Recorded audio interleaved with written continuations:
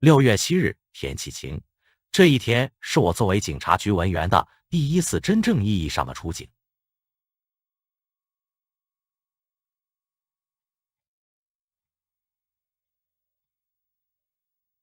没来由的一阵心悸将我的思绪拉回，好像是从2、3天前开始，我就会时不时感到心悸。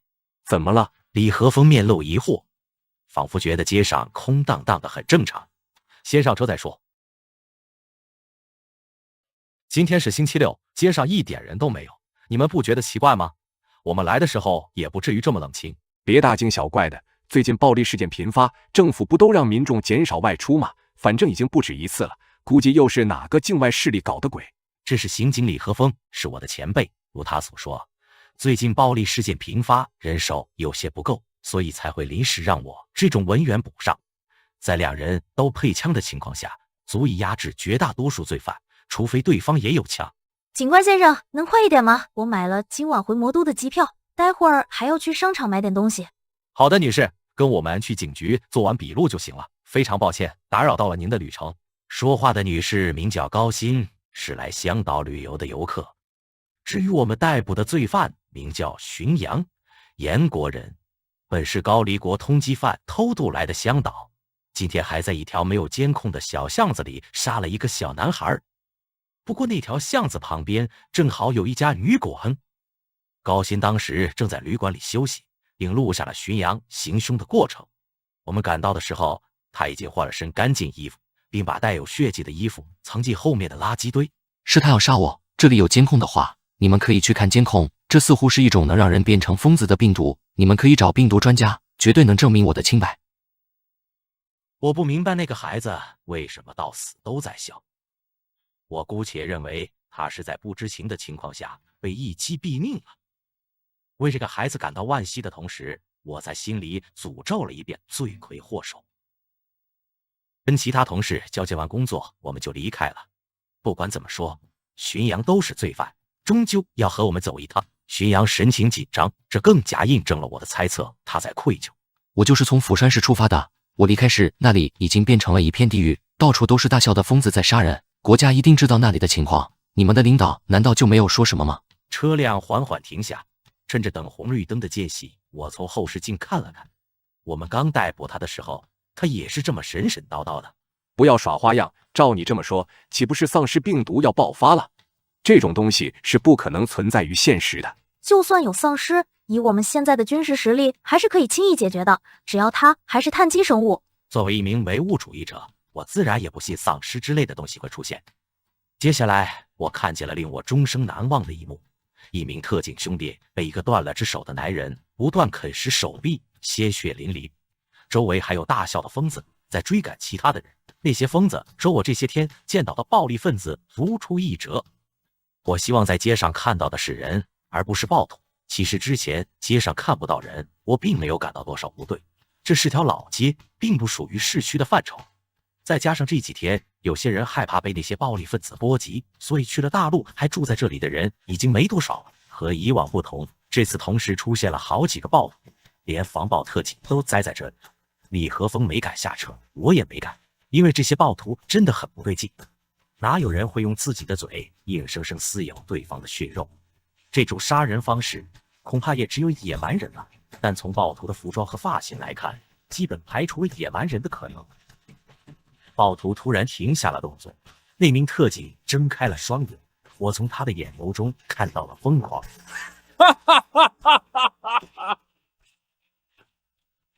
我是中央区警局刑警李和峰，我现在在西南路这里，有数名暴徒正在伤人，还有人袭警。对方并未使用武器，但已经造成了很大的危害，是否可以击毙他们？不，请你们就近躲避。这种东西类似于丧尸病毒，没时间细说。这是几十中前国防部的通知。总之，任何抵抗都是徒劳。被伤到或者让感染者的体液进入体内，都会被感染。不要回来，市区已经乱透了。如果碰到其他正常的死士，请转而告知。我就说吧，你们真是冤枉我了。你们不是抓过几个感染者吗？是抓过，他们也确实有段时间是大笑的，但很快就恢复正常了。被逮捕后也没有再反抗。我和高鑫被眼前的景象定住，李和峰接受的比较快，荀阳大概已经见识过这么血腥的场景了。小陈，往西走，我们必须出城。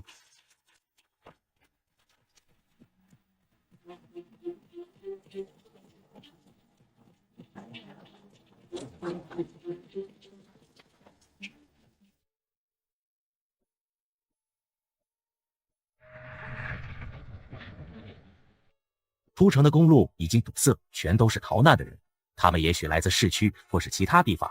总之，香岛的情况很不好。道路的最前方有一队警察和特警组成的队伍，正在维持秩序。似乎因为有武装人员的存在，想要逃难的人群并没有多少躁动。我终于松了一口气。目前看来，这里并没有感染者，但我们都知道这只是暂时的。城内的枪声已经少了很多。如果是军队控制住局势的话，后方逃难的人不可能越来越多。能帮我把手铐解开吗？那个小孩也是感染者，你们也看到了他的笑容。高丽国那边通缉你的理由是杀人潜逃，不管你们信不信，总之我的运气差到了极点。在釜山杀人也是因为碰到了爆发前的感染者，所以我才会在爆发前被通缉。李和峰还沉浸在劫后余生的喜悦中，我不明白，都这种时候了，他为什么还能笑得出来？也对，他的亲人正在大陆旅游，而大陆并没有爆发这种病毒，只是我的老母亲到现在都没有回电话，恐怕已经遭遇不测。我相信你，从你提醒我们的时候，我就知道你应该是个好人。我猛地扭头，作为一名老刑警，李和峰居然这么轻易就相信了对方。不过他已经无处可去了，回大陆还是要接受调查，逃不了的。但如果那些感染者追了过来，荀阳因为双手被铐住而失去性命，我会因此愧疚一生。旁边有几名医护人员在特警的保护下，疑似排查人们的身上是否有伤口。这条路通往港口，逃难的人会通过坐船回大陆。虽然了解的信息还是太少了，但他们还是在尽可能的阻止这种瘟疫扩散到大陆。李和峰跟另一名刑警搭起了话，他了解到在场的政府人员全都与上级失联，从城里逃出来的。据他所说，市区里有不少军警被感染后仍然会使用枪械，留在城里就是死路一条。索性他们就先离开市区，在此处建立起防线。但如果这种病毒具有随机性，港口同样有感染者，那么他们的防线就毫无意义。先生，没必要这么敌视我，我真不是坏人。说起来，如果不是你们，我可不一定能活着到这里。你们接下来要去大陆吗？当然，在调查出结果之前，你还是犯罪嫌疑人。我看着荀阳，心中一阵厌烦。即便他没有犯罪，我也对这种酷似街头混混的人没有好感。一头黄色长发，还戴着大金链子，怎么看都不像好人。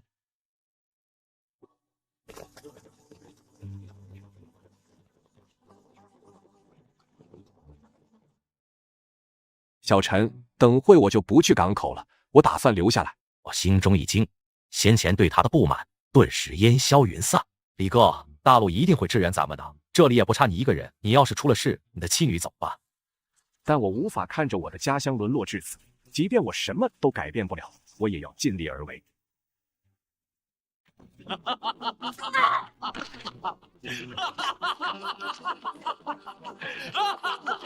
打头或胸，交替射击。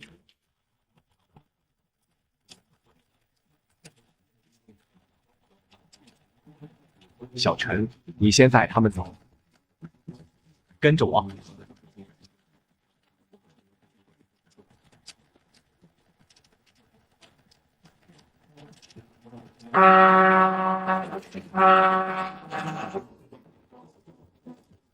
队长，后方乱套了，相信小王他们一定能解决。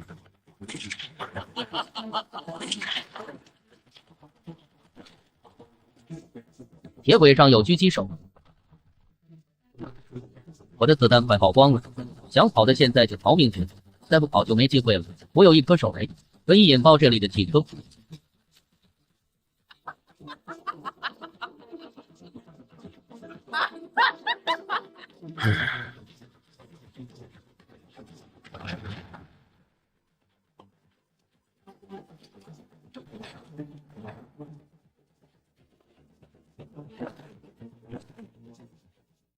逃到港口的决定是错误的，这里已经沦陷了，我们没能赶上最艘逃难的货船。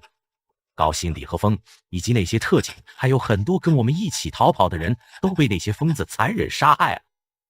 能和我一起躲在集装箱的人都极其幸运。我们是趁乱爬上来的，距离陆地有2米多高。现在的港口只有少量的感染者，并未发现我们。有很多感染者是追着最后一艘逃难的船坠入海中，还有一部分感染者已经离开港口往城市而去。我们只能寄希望于大陆的支援。不过，我们已经得到了确切的消息，国家的舰队和船只就在路上，大概于明日抵达。而此处作为距离魔都最近的港口，这是援军的目的地之一。虽然被困在集装箱里，没有任何食物，但撑个1天还是没问题的。可以说说关于你的事了吧？你之前显露的枪法可不是普通人能拥有的。看来我不说，你是不打算放过我。放心，只要你如实交代，我们是不会伤害你的。好吧，我在2年前被骗到了缅国的远居，然后被卖到了乌国当兵，在北京战场苟活了1年，偶然救下了一位军官，他把我送到了高丽国，并帮助我找到了一份工作。获救之后，你们可以去查，我就是在2年前失踪的。这个理由无懈可击，我们也只好暂时相信他。危难关头，多一份力量就能多一份生的希望。会用枪的就只有我们3人，而我的枪法并不好，是出警前才学会用枪的。次日一早，城市的方向几乎听不见枪声了，偶尔能听见1、2架战机掠过空中的声音。这意味着香岛的军队已经无力阻止这场浩劫了。我只希望大陆的支援能早一点到来。经历了1夜的杀戮，这些感染者居然直接躺在地上睡起了觉，再一次刷新了我的世界观。不过之前我也发现了，这些感染者承受了对人而言的致命伤就会死，不像丧尸一样需要刻意去爆头，但他们有智力，会使用武器，这倒是个麻烦事。突然我隐约听到一阵海浪击打船体的声音，是有船在接近港口。没过多久，一阵枪声传来，心中一喜，支援来的速度比我想的要快。我探出头，不远处果然停靠着一艘新的船，顶上还有士兵在开枪射击。枪声一响，只会有更多的感染者来这里，机不可失。陈远兄弟，你带着他们冲过去吧，我留下来掩护你们。那你怎么办？总该有人站出来的，我来吸引感染者注意力，你们存活的概率就会高一些。我不想再逃避了。李轩是西南军区的士兵，之前驻守在军区，后来部队里也有感染者。正常的士兵跟被感染的士兵打了一仗，最后军区彻底沦陷，李轩逃了出来。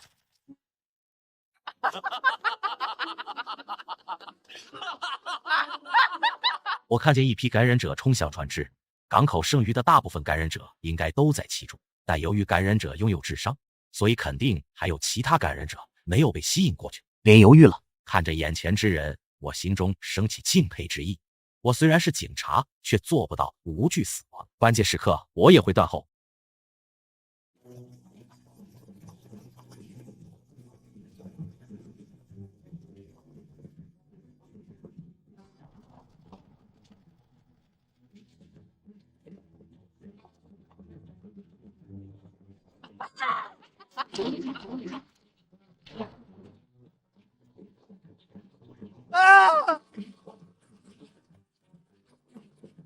由于这次灾难的起始点是高丽国和樱花国，他们的舰队也受到了不同程度的感染，而我们的舰队被派去迎敌了。香岛沦陷的速度太快了，我们也无力清剿香岛上的感染者，所以过几个小时我们就要回大陆了。在那之前，我们要对诸位进行隔离措施，请见谅。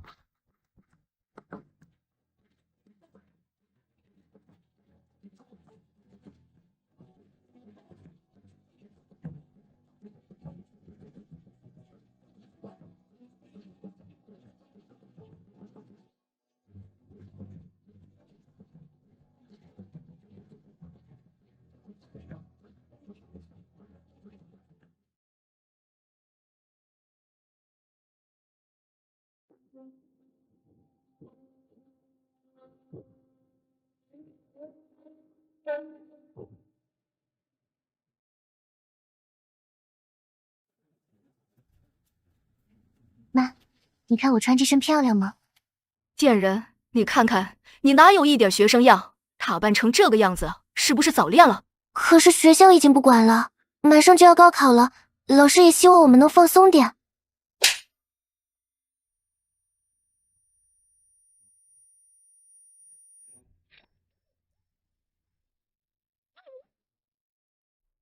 我想不通，为什么作为一名高中生，别人的父母都很开明，唯独我的母亲是这般模样。从小到大，只要我做出了让她不如意的事情，就会被拳脚相向。今天我穿成这样，是为了放学后为好朋友庆生。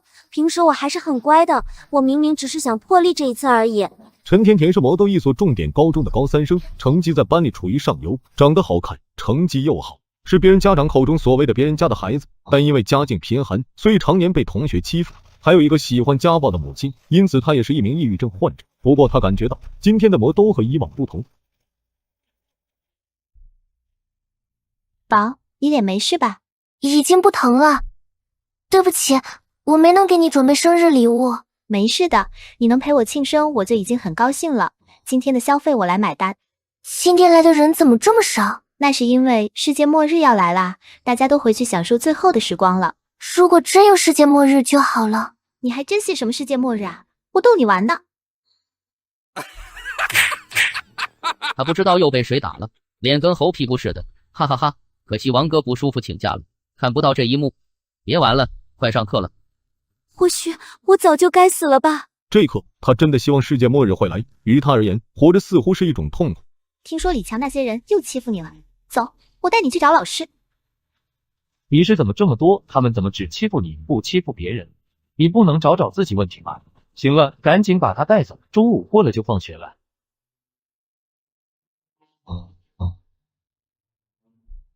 由于不可控因素，我校决定从今日起停课，开学时间暂不公布，请各班师生尽快收拾好个人物品离开学校。这则消息已经在2小时前于家长群发布，希望各位同学在归途中注意安全。往好处想，咱们接下来可以天天出来玩了，放松放松嘛，别哭丧个脸了。对了，最近如果遇到了精神不正常的人，一定要离远一点。昨天晚上听我爸说，我们这里最近出现了几个恶性暴力事件，罪魁祸首都是精神病。广场围满了人群，还有警车和救护车，不知道为什么没有鸣笛，吵吵闹闹的，还有一阵若有若无的笑声。这就是精神病吗？他一定很开心吧？如果我也能那么开心就好了。我们还是不要凑热闹了，万一又是一起暴力事件，你也不要多想，按时吃药，抑郁症肯定会好起来的。我们坐地铁去城东玩，先看电影，然后逛街，逛完街我们就去吃好吃的。对了，你家人知道吗？现在要不要让你打个电话告诉一声？不用，早上我已经告诉他了。那就好。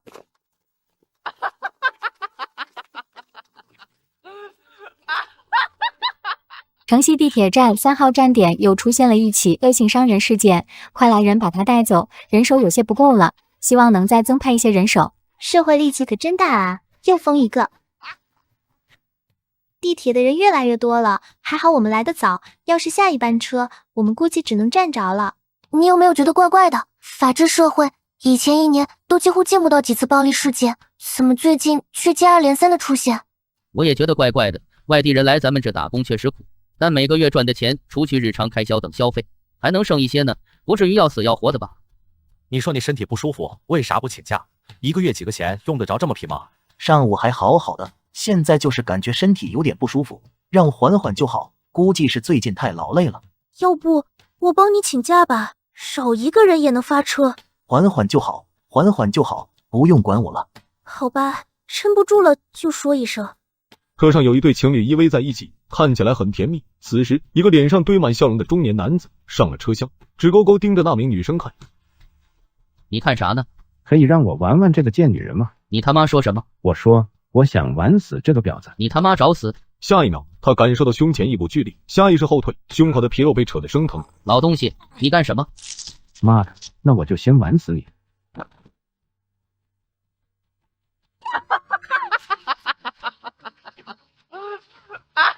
赶紧走，发不了车。我男朋友怎么办？他已经没救了，这玩意根本就是类似于丧尸病毒的东西，快走吧。刚刚前面车厢是不是有枪声？我是不是听错了？你没听错，我也听见了。同一时间，车站内的吵闹声变大，怒骂、大喊、喊叫声对决越来，其中还夹杂着几万枪声，彻底失控。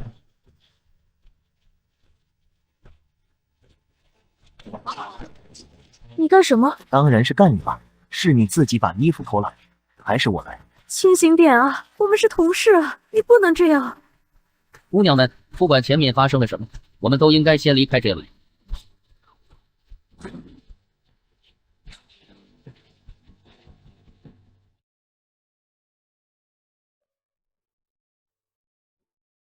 还没好吗？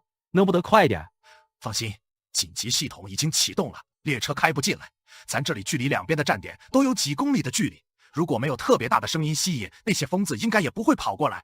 话是这么说，但我总觉得有点不对劲。别忘了，咱们这可是魔都，燕国最为发达的地方，3个合成旅分别驻扎在东西两边的基地，再算上武警、特警、海军、空军等等，咱们这明面上的兵力至少有3万人，只是被这病毒搞了个措手不及而已。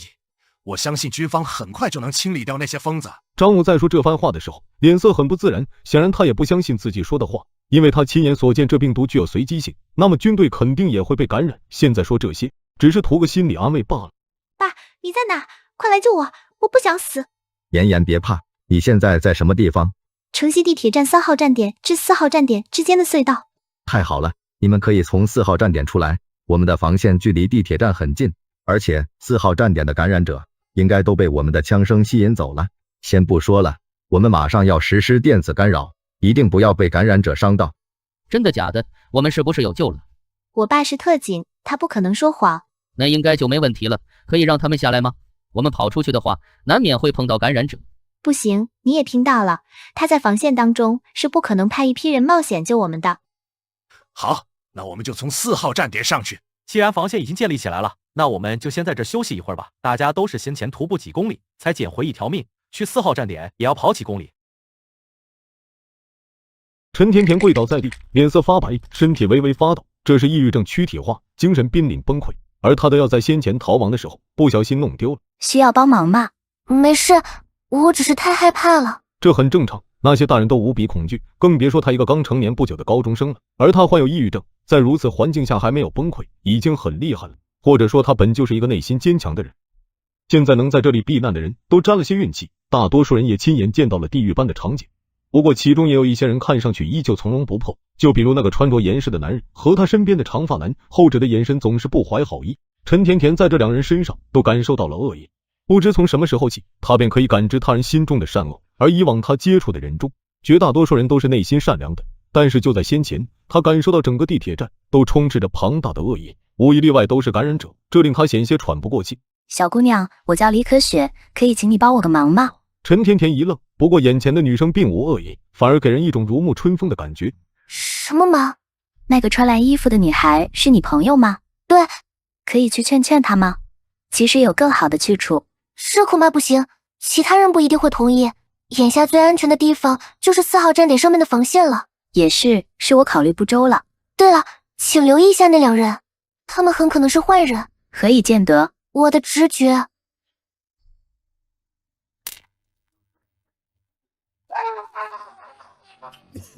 4号站点的绝大多数感染者确实都被吸引走了，但还有几个感染者留了下来。张武的同事被感染者绑在了柱子上，他在此之前还要遭受一番凌辱。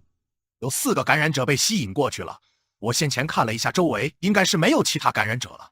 不能让他白白牺牲，我们应该尽早出手，解决掉那些感染者。对，你们去一个人拉仇恨，到时候我和我哥一起出手。面对嚣张的张氏兄弟，众人敢怒不敢言，一路上就只找到2把武器。女生是觉得男人更能打才不拿武器，另外几人则是觉得只要自己不拿武器，就可以让拿着武器的人顶在前面。刚才去探路的是我，所以这次不管怎么说，我都不去了。这次我去吧，我会把他们往这里引，你们可以找个地方埋伏一下。如果你们敢丢下我逃跑，那我就算是死也要拉个垫背的。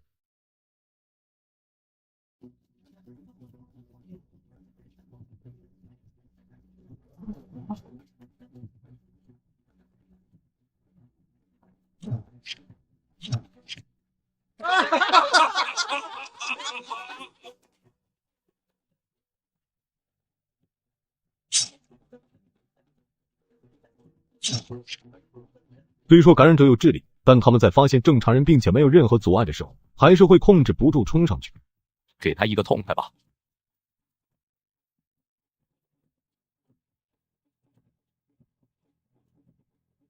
搜寻一番后，还是没有其他感染者，他们找到了一辆还算安全的列车。众人躲在车厢里，虽然刚才并不是他们动手击杀感染者，但时刻保持警惕同样很累。女生之中除了李可雪，其他人都在闭目养神，而李可雪正在写日记。她其实是一名来自湾省的科学家，她的日记本记载了湾省爆发初期的经历与见闻，还有一些对感染者的实验记录。只是她依旧搞不懂，为什么这种病毒不仅是感染人群随机，就连各地区的爆发时间都有差异。她还以为大陆会提前预防，正打算坐地铁前往研究院复命，结果再次亲历了病毒爆发。这场人类浩劫源头唯一的可能性，只有那颗即将与蓝星擦肩而过的彗星，就是不知道自己还有没有机会研究这一切。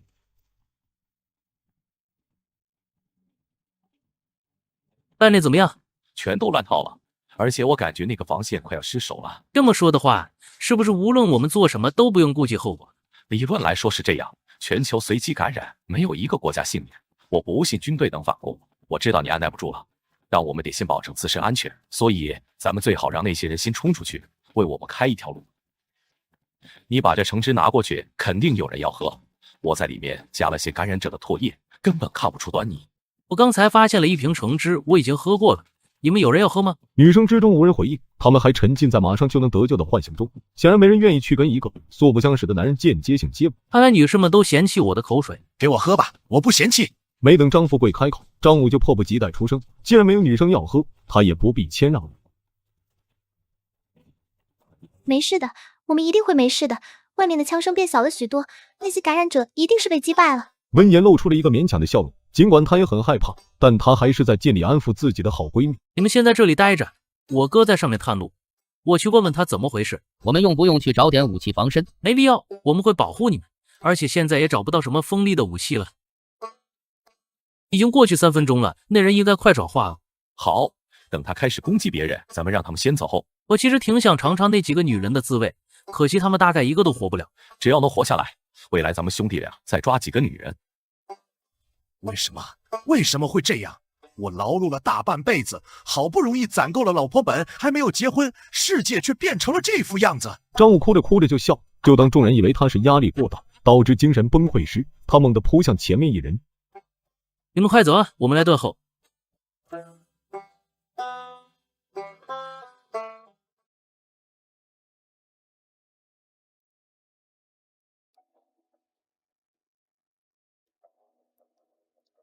门口的感染者休息了，现在我们可以小声点说话了。没有人回答陈宇、陈甜甜一伙人之中，大多数人都死了。之前他们冲出地铁站的时候，所谓的防线已经沦陷，那些枪声不过是军警感染者在狂欢罢了。而魔都的军队并没有出现，他们看到的士兵只不过是一支来自香岛的逃亡部队，跟警队合并一处防守罢了。至于电子干扰，则是为了让感染者一方的战车、坦克失效，使双方的战力处于同一水准。很显然，还是感染者赢了。抱歉。面对眼前几乎要崩溃的女孩，陈允不知道该说些什么。他早已麻木，每一次死里逃生后，他身边总会换一批人。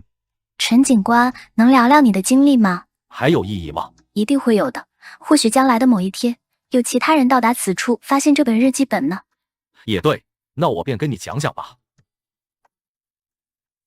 张万林瘫坐在地，还未缓过神来。他们兄弟俩能活到现在，全靠强迫他人和背刺他人。短短几个小时，因他俩而死的幸存者绝对超过了10个。即便他们2人都是变态杀人狂，但今天发生的事情实在是颠覆了他们的世界观。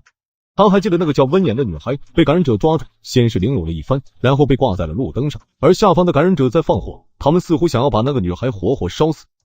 那一场景就连张万林都顿感头皮发麻。他和张富贵顶多是喜欢看别人临死前求饶的模样，这样很爽，然后再强暴一番尸体，或者在杀之前玩弄一番，通常不会使用什么折磨人的手段。要不是他们2人以前混过帮派，没少打过架，拥有不错的身手，否则早就被感染者抓住了。我们现在怎么办？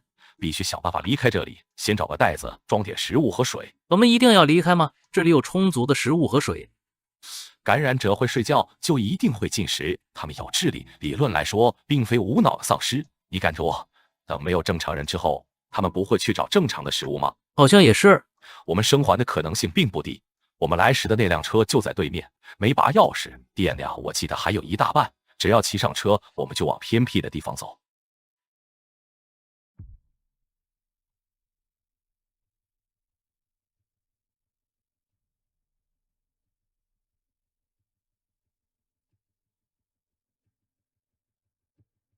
在后面吗？雷剑追上来，应该是甩开了。看那里，我记得之前逃跑的时候，有2个娘们就是躲了进去。好像是有这么一回事。他们知道我们的事情，尤其是那个喜欢写日记的婊子。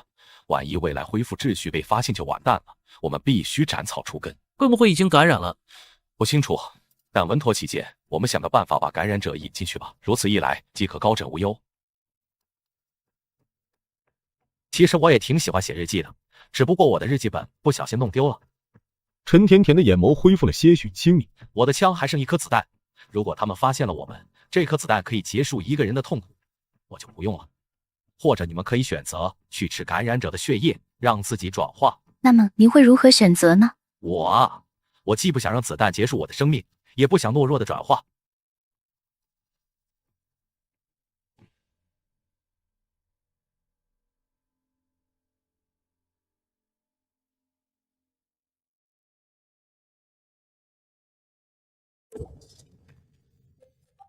听了隐隐约约的疯笑声，陈允没有犹豫，对着李子云飞火还击。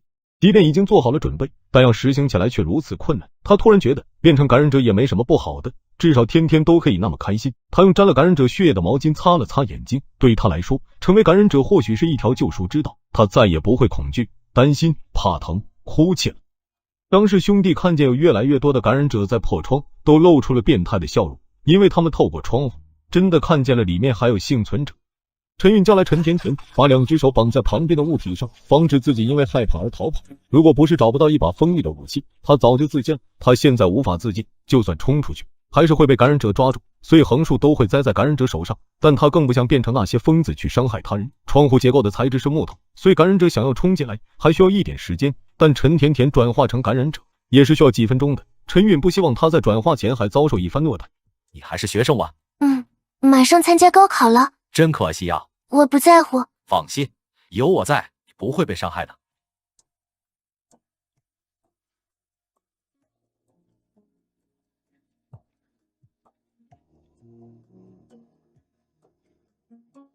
陈甜甜好像做了一个梦，她梦见自己发自内心的大笑，她感觉身体的每一个细胞都非常兴奋，她第一次体会到了前所未有的愉悦感。她在城市里奔跑，肆意发泄过去的怨气，她的抑郁症痊愈了，她再也不是她母亲口中的拖油瓶了。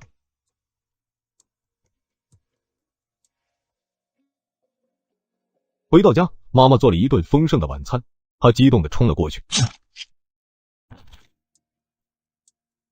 岳阳看着日记本里面的内容，面色复杂。这是他从刚才那个感染者身上找到的。那个叫李可雪的研究员记载了好几个幸存者的经历。令他惊讶的是，陈允的经历居然也在其中。他也记住了张万林和张富贵，倒不是想给那几个素不相识的幸存者报仇，而是万一未来哪一天遇到了，总得防备一手。他也得知了一个好消息，魔都西边有一个军事基地，位置偏僻，据李可雪所写，那边的军队要进行一项以清理内部为目的的军事行动。国家前几天也下发了50万支疫苗，不仅可以把原本由彗星造成的70%感染率降至40%，还大幅度减少了被感染者伤到或者感染者的体液进入身体后转化的概率。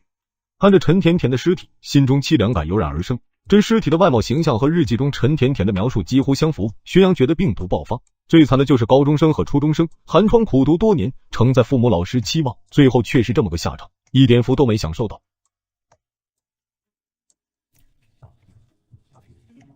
在这个操蛋的世界里，每个人都有自己的故事。如果我能活下来，我会记住你的名字。对了，我叫徐阳，就大你2岁，愿你在天堂安好。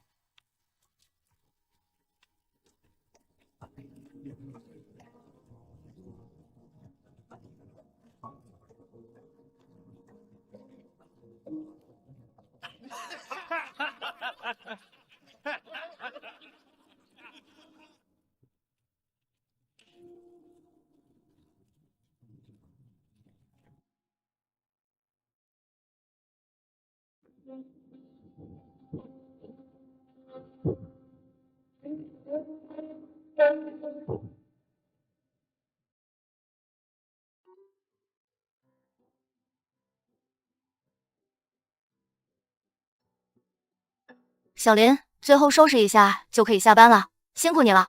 没事的，老板。早点回家，不要拖到天黑。最近神经病有点多，不要跟人起争执，先保障自身安全。停业的这段时间，工资照付。谢谢老板。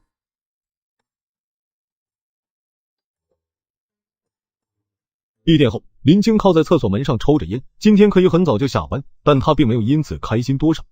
最近因为暴力事件增多，人们减少外出，所以生意并不好。林青的同事昨晚下班的时候被一个精神病打死了，据说还有好几个路人一起遭殃了。当时去了好几辆警车和救护车。林青今年22了，父母都在体制内工作，还有个在上高中的妹妹。家庭条件本应该是小康以上，但由于他父亲身体不是很好，每个月都要花一大笔钱买药，所以条件并不算好。她本来是一名网瘾少女，没考上大学后便在家啃老，梦想是成为一名游戏主播。由于家庭并不富裕，所以打游戏成了她唯一的爱好。但是从去年开始，她的父亲对她严格了起来，要求她必须出去打工赚钱，必须学会做家务，独立做饭，必须实现经济独立。原本她和妹妹都是家里的公主，条件在魔都这座城市不算好，每个月却也有一些余钱，所以她隐约猜到了家中有变故。如果仅仅只是锻炼她的话，为什么前几年放任她在家里啃老？我的好姐姐，我也刚放学，我们一同回家吧。林青的妹妹林云刚成年不久，虽然是高中生，却不用为高考发愁，因为她上的是职高，不用辛苦的学习，看起来比正常的高三学生精神多了。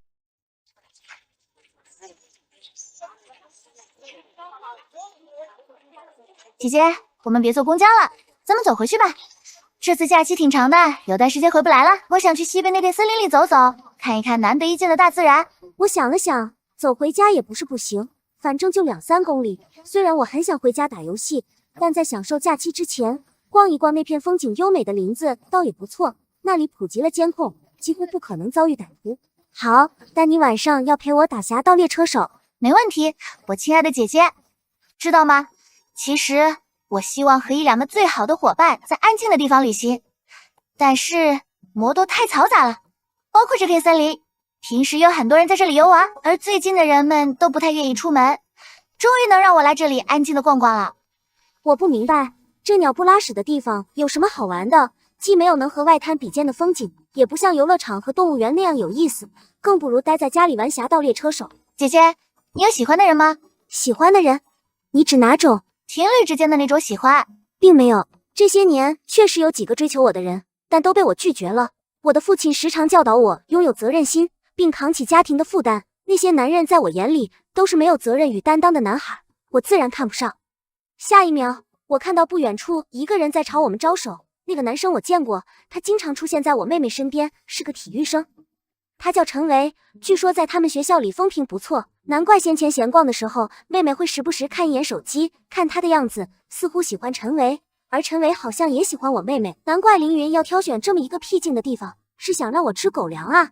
林青不想吃狗粮，索性换了个地方，正好接到了父亲打来的电话。你们回来吃饭吗？我去买点菜。好，我和妹妹会回来的。好，好，好，我这就去买点你们爱吃的菜。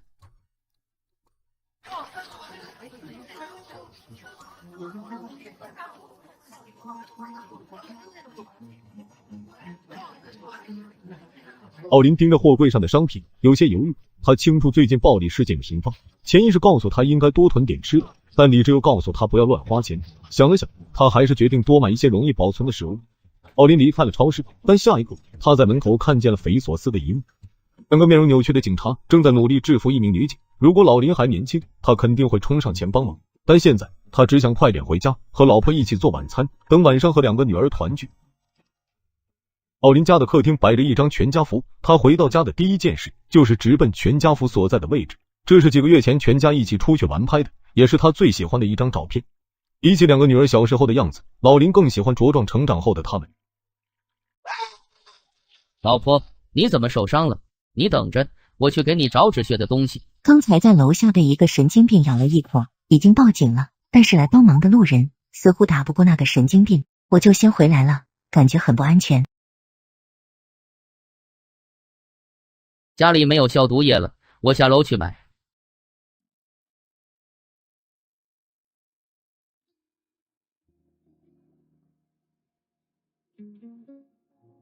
林云，我喜欢你，可以做我女朋友吗？好啊，其实我也有点喜欢你了呢。看到这一幕，我心里很不是滋味。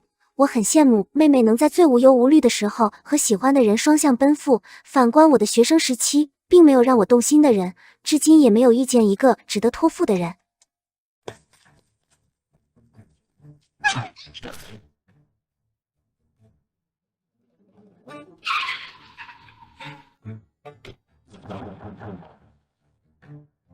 远远看去，两人在交谈些什么。林青三人目睹了一场凶杀案，不过凶手运气很差，那2个警察很明显是奔着其他地方去的。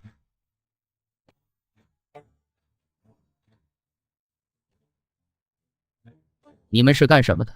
我们不是罪犯，只是进来逛逛的，有监控作证。快回家吧，最近都不要出门。你们看起来还是学生，难道你们的老师没有跟你们说吗？好的，警察叔叔。都是些孩子，这么凶干什么？反正其他同事马上就到，要不你开车送3个孩子回城市，我在这等同事。这好吧。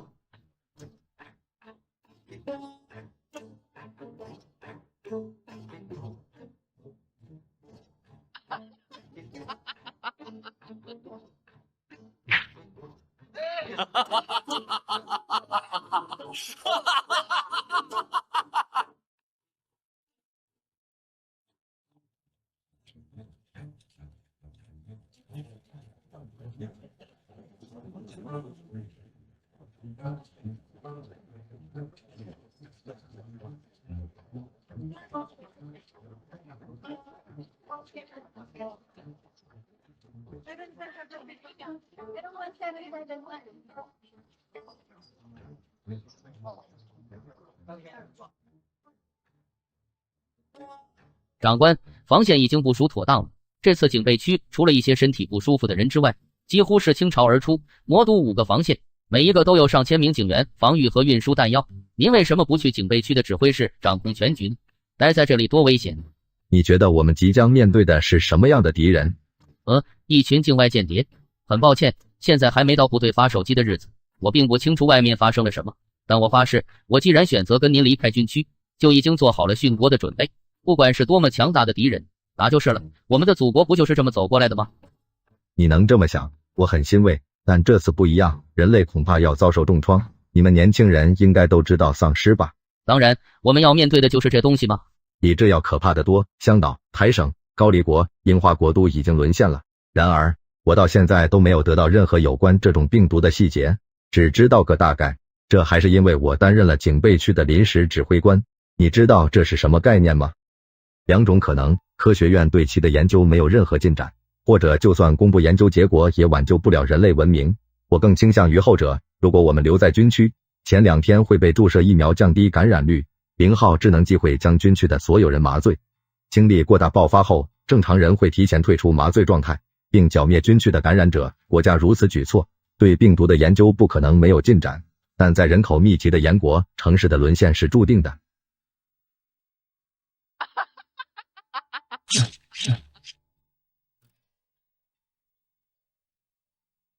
我去看了一圈，只有出口有一个疯子。叔，我的车就停在那后面，只要能冲出去就可以开车跑。那我去开路，你们跟上。超市那边有很多疯子，也许再过一会就有其他疯子来仓库。我跟你一起去。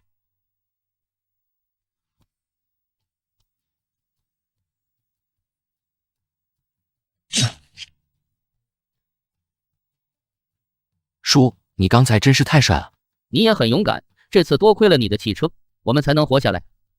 大叔、婆婆，你们有要去的地方吗？你们去找警察，捎我一段路就行了。小孩子的爹妈早就走了，我们不会拖后腿的。我本来是想出来买药的，因为我的妻子被疯子伤到了，可这种疯病会传染，我也打不通他的电话。我知道他很可能已经遭遇不测了。不过我的2个女儿都还活着，他们跟警察在一起。除了老婆婆，另外几人刚才已经和亲人通过电话了。许晨和杨灿灿的亲人都在乡村，因为位置原因暂时还平安。他们也通过手机了解了一下，知晓这是类似于丧尸病毒的东西。而老林的妻子被感染者伤到，大概是无力回天了。请节哀，那我们就按照原计划前往离我们最近的方向。别灰心啊，伯伯，说不定只是信号不好了呢。没错，说不定只是信号不好。现在医疗技术这么发达，肯定能治。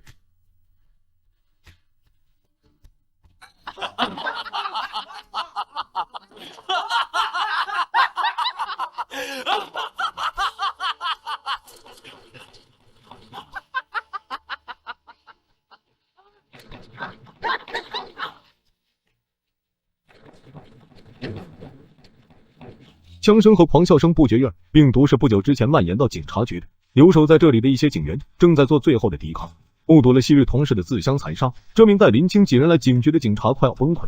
他强迫自己冷静下来，他们必须逃出去，不能就困死在这里。我们不能坐以待毙，小伙子，你负责拿着盾牌保护这2位小姑娘，你后面那位小姑娘在后面骚扰那些疯子就行了，我会在最前面干掉那些疯子。最后，这位面朝柜子的孩子，我来教你怎么使用枪，子弹有10几发，等会你可以协助我击杀一些疯子。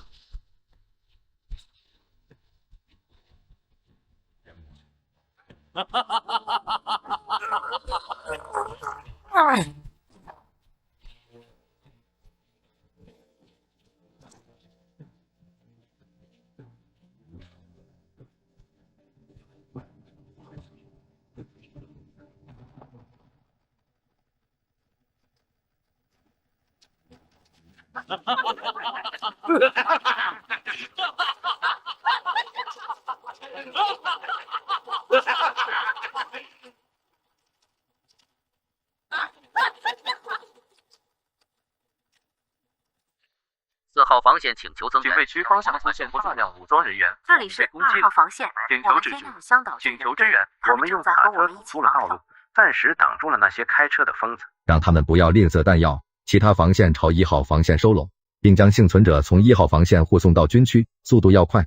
这位在和平年代晋升的将军，此刻拿出了最高的军事素养，但并没有多少用处。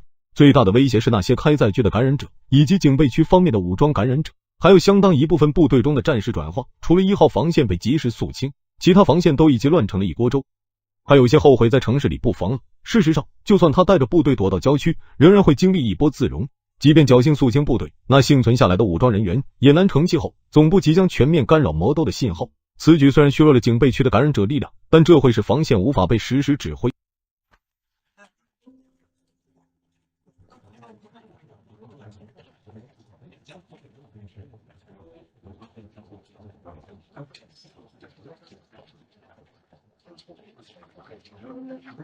等下会有另外的车接你们去避难所，枪就留给你们防身，那个方向可以补充一些弹药。我看到我的2个女儿了。父女3人一见面便聊个不停，在这父女相聚的时刻，没有人主动聊起，他们可能已经遭遇不测的亲人，电话打不出去是次要的，主要是因为这种情况还是得留个念想，作为努力活下去的希望。那名陪同林青3人许久的警察已经归队，2伙幸存者共计8人，他们互相认识后，决定接下来要一起行动。你们还愣在那里干什么？快点上车撤离呀！你们带着战斗数据撤离吧，不要留下来。经此大败，需要有人为此负责。可这不是您的错，我们知道的信息太少了，换一个指挥官也改变不了任何事。新的时代不需要一个败将。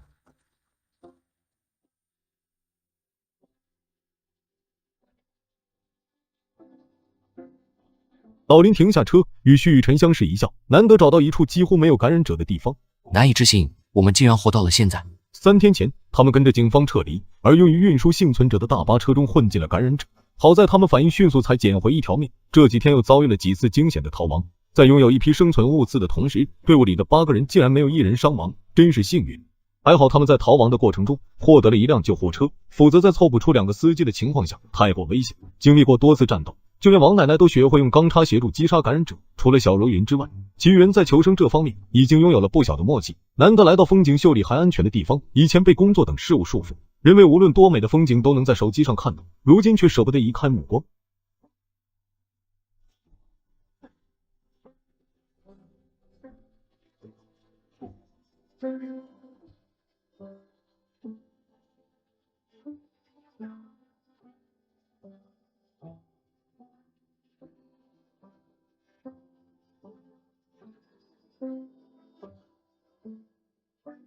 目前我们有2个去处，第一个是魔都军区，军队在那里建立了避难所，距离我们挺远的。第2个是一处传闻有军队保护的研究所，就在附近，距离我们不到1公里。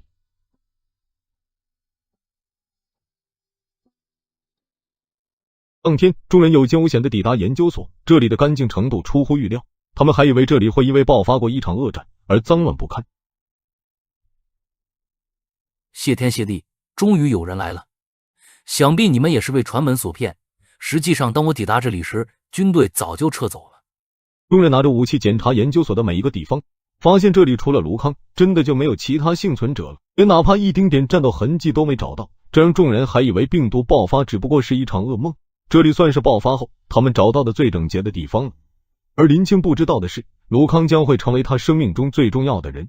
卢康曾在燕国陆军服役，战斗力毋庸置疑是他们之中最强的。他还传授了大家不少生存技巧，因此理所当然的成为了团队的老大。从次日开始，卢康每天晚上都会带2-3个人出门寻找物资，即使他们的物资还未耗尽。然而几乎每一次林青都出门了，虽然是被他父亲强迫，但好在卢康很给力，一直都是零伤亡。林青也不断成长到能够独当一面的程度了。直到有一次，一只感染者混进了研究所，感染者攻击了林云，当时陈伟就在附近，他立马将感染者斩杀，但还是晚了一步，林云被感染者伤到了。林青第一次看见陈伟流泪，也是第一次看见一向沉稳的父亲手足无措。当然，林青本人表现的最伤心，他再也无法保持镇定，嚎啕大哭。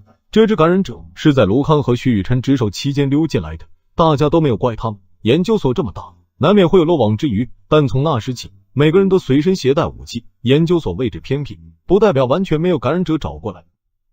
几人先将林云隔离起来，按照政府的描述，这种病毒进入人体后，受害者在短短几分钟就会转化成只知道虐杀和享受的疯子。但奇怪的是，几个小时过去了，林云都没有感染的迹象，这让大家意识到林云很有可能是政府所描述的免疫者，当即大喜。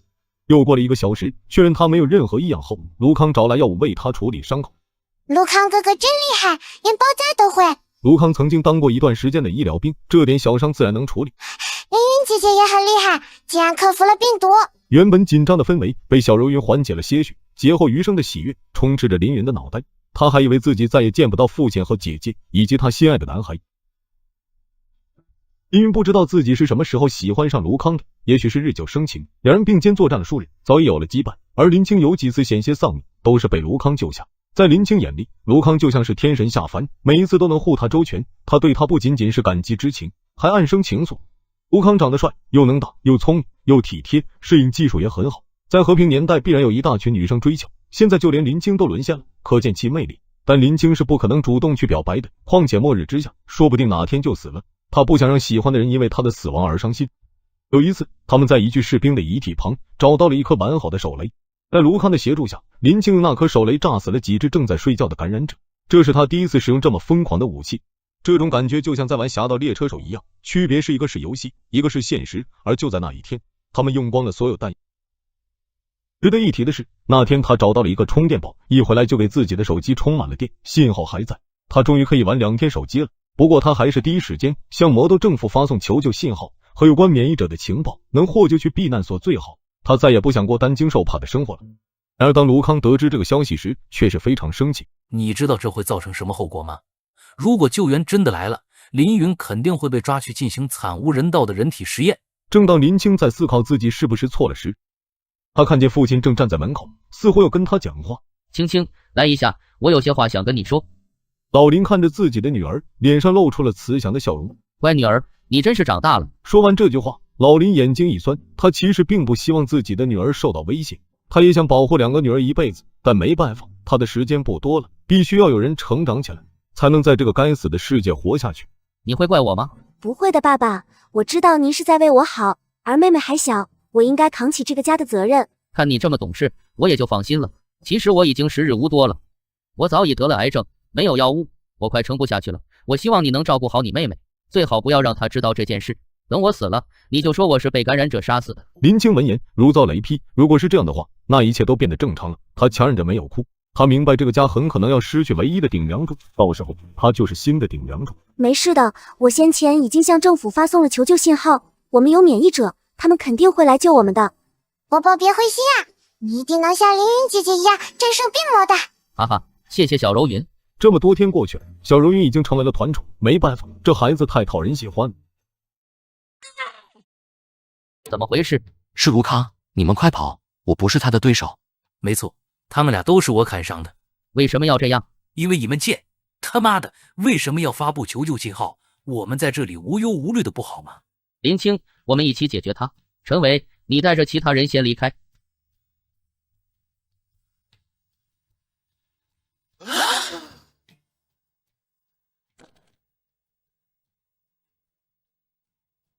老康好样的，果然给我留了女人，我等这一天等了很久了。很显然，张万林和张富贵早就和卢康勾结在一起了。林青余光看向父亲，一直以来他都紧跟着父亲的步伐，而这一次可能是最后一次了。哈哈，你女朋友的滋味可真不错。我越来越好奇，你变异后会不会虐杀你心爱的女朋友了？哎呦，被牛的感觉如何？哈哈哈哈哈！原来免疫者也会被感染者攻击啊，这也没什么了不起的吧？当然有了不起的地方，它不会转化，只能活活疼死。嗨嗨嗨嗨！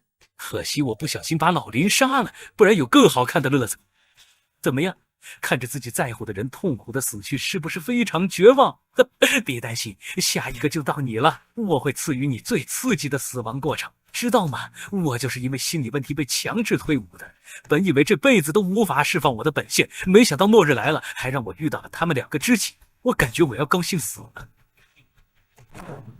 一组在外警戒，2组进去救人。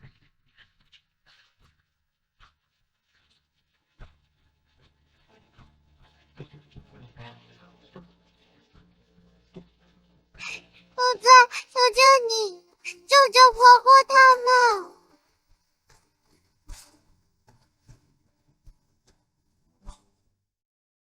不知过了多久，生态园区再次出现了林青的身影，只不过以往他都是跟家人一起来，而现在永远只剩他一个人了。以前的他并没有珍惜亲人，而当他开始懂事起来，决心要珍惜亲人时，老天跟他开了一个天大的玩笑。那3个畜生并没有落网，他们放了一场大火，烧掉了免疫者的尸体，也救了他们自己。林青当时用尽全力挣脱了束缚，但他躲避了救援队，独自出来，他什么都没有了，也什么都不在乎了，死刑就是为了找一个风水宝地自杀。嘿，美女，要一起去军区避难所吗？不了，我要自杀。别，只有活着才能为死去的亲朋好友复仇，不对吗？卧槽，也是啊。你说的对，我必须活下去，才有机会为他们报仇。